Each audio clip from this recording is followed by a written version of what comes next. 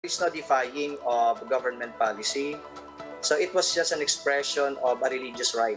Principle of subsidiarity should apply. Meaning to say, we are not opening our churches. It's the people, who will decide whether they need spiritual sustenance during these days of the Holy Week. CBCP spokesman Father Jerome Siciliano says the Archdiocese of Manila will comply with government's ban against religious gatherings. But he added they won't stop the faithful from flocking to churches. Just today, 100 devotees still went to Quiapo Church. That's about 10% of the place of worship's total capacity.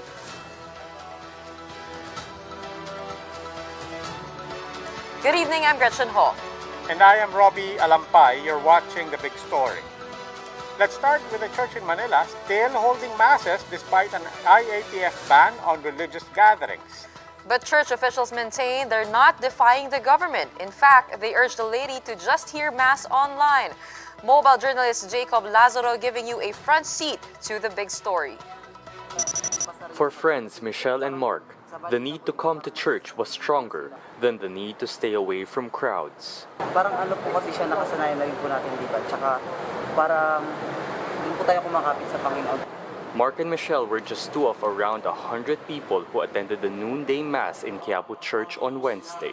The Mass was held despite the Interagency Task Force ban on all religious gatherings. Safe na safe ang simbahan. Wala namang pagbabago sa pagsusot ng face mask, face shield, pag-check ng temperature.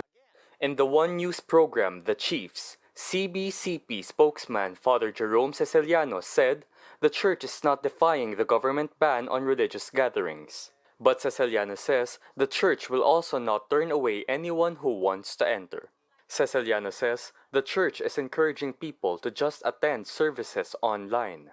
We are not encouraging people to attend. Sumusunod naman po yung mga tao sa amin. Kaya yung senaryo na binabanggit ninyo, we are looking at it na parang isolated case yun na magdadagsaan yung 50, 100 persons. But at the popular Quiapo Church, the numbers did reach 100 during the Mass. Church officials merely made sure not to exceed 100, or 10% of the usual capacity. At the gates, the ushers counted the number of people to be let in. There were temperature checks, and social distancing was enforced, with only 3 people allowed per pew. Some were confident that this was enough. Others were not. Hindi mo masasabi, makakasalamuha mo, di ba? Kahit sabihin social distance, siyempre hindi mo masasabi. Pero bakit pa din po kayo pumunta dito kung alam niyo hindi kayo masyado ligtas? Siyempre, nananaligok sa itaas. Interior Secretary Jonathan Malaya said they will hold a dialogue with the church to resolve this issue. Even amidst the surge, the people take their chances to worship the Lord. But even so, we must always be careful to protect ourselves and our families. I'm Jacob Lazaro, and we are One News. How do authorities plan to resolve this matter? To answer that, we have on The Big Story, we have Interior Undersecretary Jonathan Malaya. Yusek Malaya, good evening, sir. Yes, good evening, Robbie, and good evening, Gretchen. Sir, so malinaw, we just reported you'll be having a dialogue with church leaders. When you hold that dialogue, what will be the premise? You saw the pictures, you saw the report, 100 people in Quiapo. Was that a violation? Did you see anything violating the quarantine protocols in place? Well, Robbie, I think the purpose of this dialogue, which we intend to hold with the church, specifically not with the entire Roman Catholic Church, no. We are just talking about the Archdiocese of Manila, because many of the dioceses have already assured us and have already made announcements that they will not be holding churches, no? Like the Diocese of Pasig, the Diocese of Cubao, the Diocese of Novaliches. They've all made public pronouncements already that they are complying with the IATF resolution. However, we have this situation with the Archdiocese of Manila. So we are just talking about one archdiocese, which happens to be the biggest and the most important archdiocese in Metro Manila area. And our purpose, of course, is to find common ground and to bridge the gap, because I think the lack of dialogue and the lack of consultation and the lack of discussions between the IATF and the Catholic Church has led to some misimpressions and miscommunication as to the purpose of why we are holding and why the IATF passed resolution number 104, which banned all forms of public gatherings, including religious activities. So, well, linawin lang po natin yan because that's right, what you said. We call it the Archdiocese of Manila, but the Archdiocese of Manila does not pertain to the municipality or the city of Manila. It extends to other cities in Metro Manila. But back to my question, people are going to be looking at this report. They're going to be looking at the images that they're seeing tomorrow on the news, 100 people in Quiapo Church, and they will be asking, oh, pwede ba yun? Is there a categorical answer to that? I don't want to pangunahan, no? Ayokong pangunahan yung gagawin nating dialogue, the dialogue that we're going to hold with the CBCP, with Father Jerome, no? Because today we already our officer in charge Bernardo Floresi assigned one of the assistant secretaries to be the intermediary with the Archdiocese of Manila, and we asked them to write a letter to the IATF. And in that letter, they should state the reasons why they would wish a reconsideration of the IATF Resolution 104, especially on religious gatherings. No? So we're looking at what the letter will contain and what are the assurances that will be given to us by the Archdiocese of Manila. And siguro Rabi will take it from there, because it would be, it would not be constructive if we make categorical pronouncements on a sensitive issue without holding the dialogue specifically with the church authorities. Okay, maraming salamat, Yusek. That was Interior Undersecretary Jonathan Malaya. New COVID-19 cases fall below record highs for the second straight day, nevertheless still coming at an alarming rate. Tonight's big number is 6,666. That is the number of new COVID infections today. This also comes as the country faces rising numbers of new variants. The DOH confirms all 17 cities and municipalities in NCR have both the UK and South African variants. Health officials are worrying that should cases continue to rise despite the two-week bubble, tighter restrictions may have to be implemented. We might need 2 to 3 weeks before we see kung ano yung laki or ano yung epekto ng itong ginagawa natin ngayon, no, na NCR bubble. These are the other big stories tonight. The Interior Department issued show-cause orders against 5 mayors for jumping the line in the country's inoculation drive. The Health Department says such breaches may cost the country its supplies from the COVAX facility. 400,000 doses of donated Sinovac doses arrived to the country this morning. But while there's additional supply, the DOH is unsure if they can meet the daily requirement to achieve herd immunity. And naval forces have been deployed to the Julian Felipe Reef. The Foreign Affairs Department warned China that the country's mutual defense treaty with the United States is still active. These big stories after the break.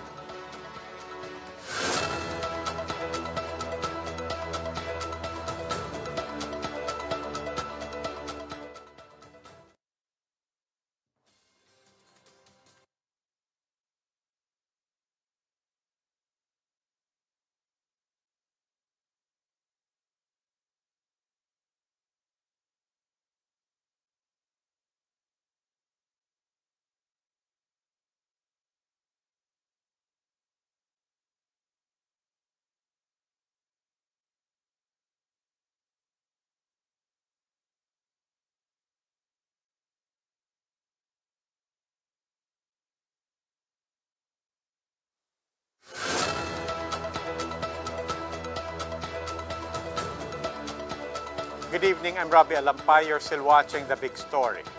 Despite making it clear that medical frontliners should be first in line in the country's inoculation drive, some local officials and at least one actor have already gotten their COVID-19 jabs. How might this endanger the country's vaccine supply? Greg Gregorio tells us. With vaccination turnout still low in the provinces, Tacloban City Mayor Alfred Romualdez took it upon himself to boost vaccine confidence among health workers. He told One News's Agenda he did nothing wrong. Hindi magandang turnout yan kung 50% lang ang nagpabakuna sa mga probinsya. First of all, I don't think I broke the rule, no? Because sobrang dami ang hindi magagamit at ibabalik. Romualdez is one of 5 mayors asked to explain about their early vaccination. The Interior Department's show-cause order includes Tibuli Mayor Dibutuan, Santo Niño South Cotabato Mayor Sulpicio Villalobos, Legazpi City Mayor Noel Rosal, and Batarasa Palawan Mayor Abraham Iba. Interior Undersecretary Epimaco Densing told One News that actor and Parañaque Councilor Mark Anthony Fernandez had also received the COVID-19 shot. If proven that they've really violated the national deployment and vaccination plan, we will endorse them to the Ombudsman for administrative case, and it will be the Ombudsman will determine whether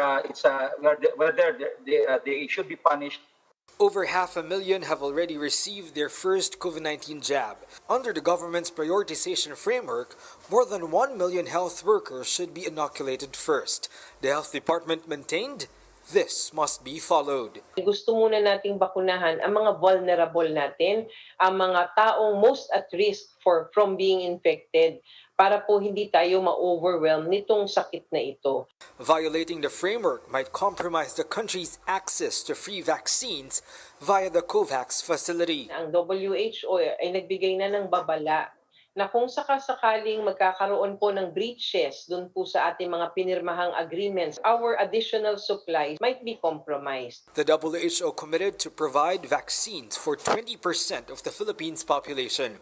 Earlier this month, more than 500,000 AstraZeneca doses from the COVAX facility arrived in the Philippines, while some 900,000 additional AstraZeneca doses are expected by next week. For News 5, Greg Gregorio, we are One News.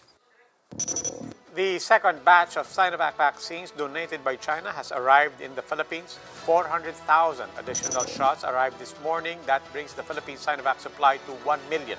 Some 2 million more doses, both from Sinovac and the COVAX facility, are expected before the end of the month. But while there are more supplies, the Health Department admits that there are logistical challenges in the vaccination drive. Speaking with Radyo 5, Undersecretary Maria Rosario Vergere said it is still uncertain if 400,000 people can be vaccinated daily to achieve herd immunity. Doon po sa unang nating paglagak nitong mga bakuna, nakita ho natin na nagkaroon tayo ng maraming challenges. Marami pong mga local governments seems not to be prepared enough para po makapagbakuna ng ganito kabilis sa isang araw.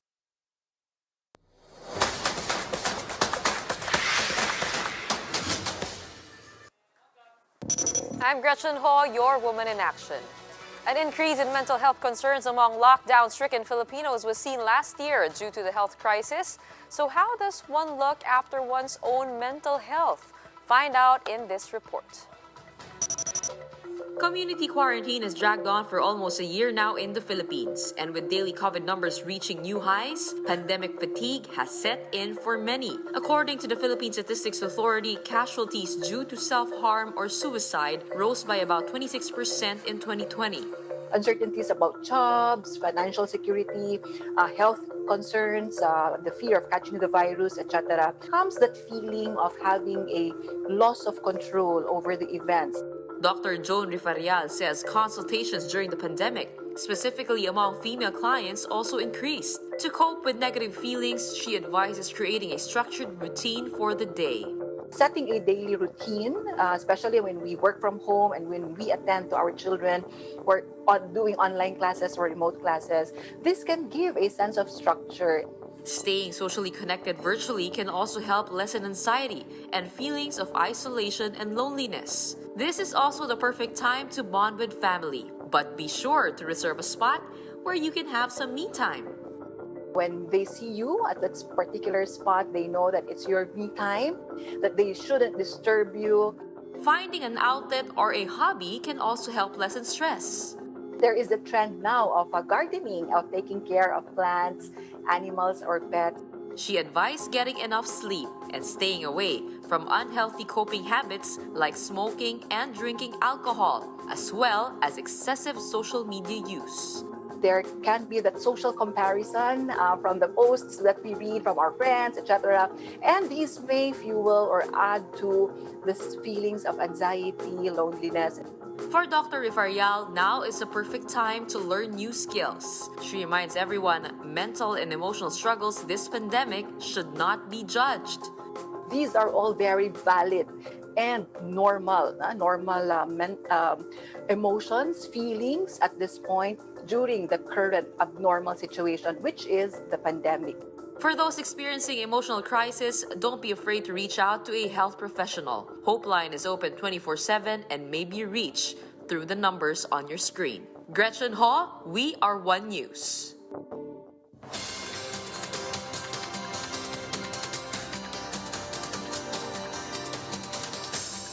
Time for an express look at some of the day's big stories. The Health Department and World Health Organization are trying to determine if there's already community transmission of new COVID variants in Metro Manila. DOH data shows that 85 or 23% of the cases are from incoming international travelers. The agency said the cases have no linkages among people, but in places like wet markets. The DOH warned the public against presenting fake swab test results. Reports surfaced that fake test results are being sold for a modest fee.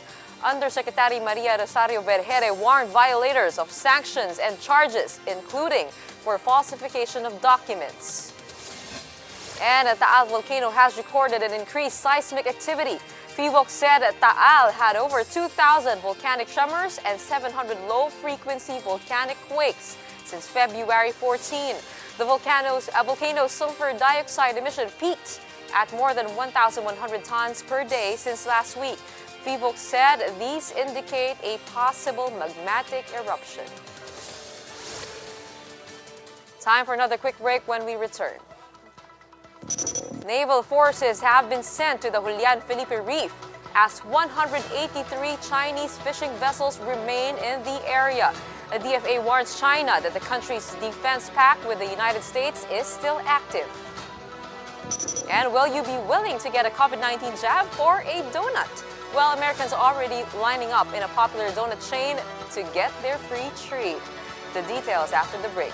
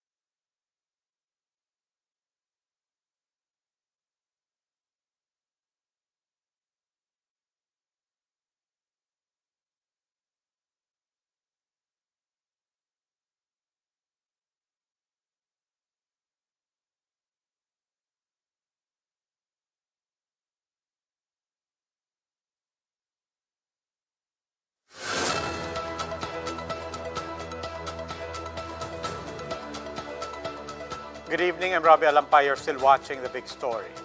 Naval forces have been deployed to the Julian Felipe Reef to secure the country's territorial waters. The Foreign Affairs Department says any attack from China will warrant the activation of a defense treaty with the United States. Mean Los Baños with this story. Arranged by layers, 183 Chinese fishing vessels remain at the Julian Felipe Reef. AFP Chief of Staff Cirilito Sobejana told senators during his appointment hearing the formation is not unusual for Chinese fishing boats at rest, but the number of ships is quite substantial. So we are trying to do some military assessments on that kind of a formation. Sobihana said additional naval forces have been sent to monitor the situation. He also invited the Chinese defense attaché here in the country for discussions. To increase our visibility and ensure the security and safety of our fishermen, of course our marine resources, and the integrity of our territory. If reports of the incursion were true, Ambassador to Iraq Generoso de Guzman Calonge said this is a clear violation of the country's sovereignty. Generoso served as TFA Assistant Secretary for Maritime and Ocean Affairs. I don't intend to defeat China. That's impossible. But I think if we can bloody them enough that they would hesitate to look at us in a very condescending manner. He, together with other DFA officials, also appeared before the Senate for their CA hearing. This is also where DFA Secretary Chodoro Lexin reminded that the U.S. and Philippines Mutual Defense Treaty is still active. If tensions escalate, he said the U.S. should be ready to step in.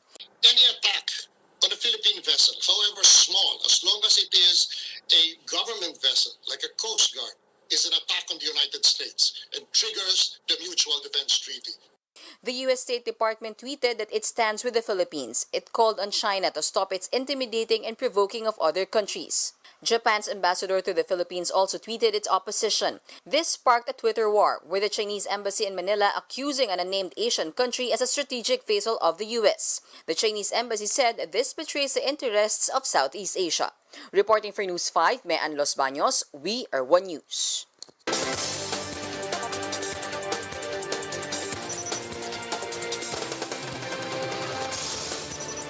Let's take a look at the biggest stories on print and online. From the Philippine Star, the Senate approves on third and final reading the renewal of Telco Dito's 25 legislative franchise. If enacted, Davao-based Dennis Uй's joint venture with a Chinese state-owned telco will be allowed to operate until 2048. After selling his stake in Togo, Uy is also moving to divest assets in oil company Phoenix Petroleum to pay debts. Restaurants may see a 70 to 80% drop in sales after the two-week GCQ bubble. Resto PH President Eric Teng tells Business World Live this is because most restaurants in the country have no access to alfresco space due to the climate. He warns the restrictions might also create a stigma against indoor dining. And this from News 5, 5 respondents implicated in the death of flight attendant Christine Dacera filed counter charges. The cases were against the Dacera camp, including Christine's mother Sharon, as well as several personnel from the Makati Police and the City Prosecutor's Office. And here are the other big stories from around the world. U.S. authorities have identified the suspect in the Colorado grocery shooting as 21-year-old Ahmad Al-Aliwi Alisa. The motive remains unclear. Alisa is currently in police custody and is facing 10 counts of murder in the first degree. Following the shooting, U.S. President Joe Biden called on lawmakers to strengthen the country's gun laws, and he also called for a ban on assault-style weapons. Biden is considering executive action to stop gun violence.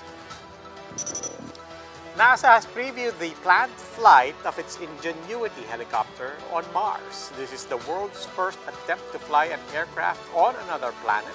Ingenuity was attached to NASA's Perseverance rover when it landed on February 18. It's expected to take flight after April 8, following an intricate protocol that will take about 6 Earth days. It will fly for a total of 31 Earth days, or 30 Martian sols.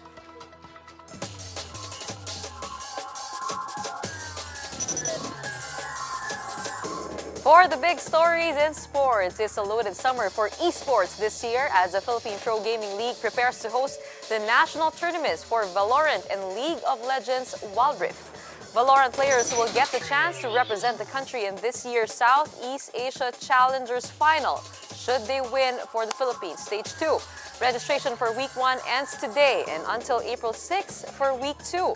The Wild Rift summer season is also around the corner with 4 Open Leagues division for players in North Luzon, South Luzon, Visayas, and Mindanao.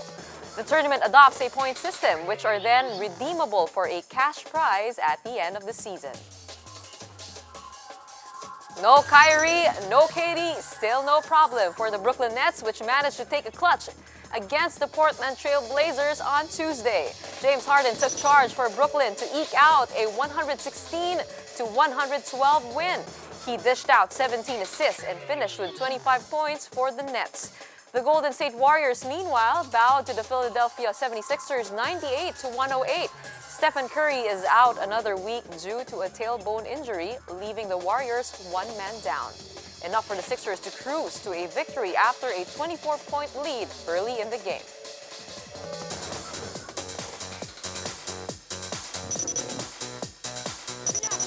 Kapatids may soon watch TV5's new series Niña Nino starring Maha Salvador. This will be her first series on TV5 since her contract with ABS-CBN lapsed in 2020. Signal TV5 President Robert P. Galang and Signal Entertainment Vice President Belay Santillan gave Maha a warm welcome. Maha believes her dramedy is timely. Hindi lang puro drama, di ba? Lalo ng mga Pinoy, alam natin kung kailan tayo dapat humiti, kahit ang dami na nating problema, hinihitian pa rin natin yan.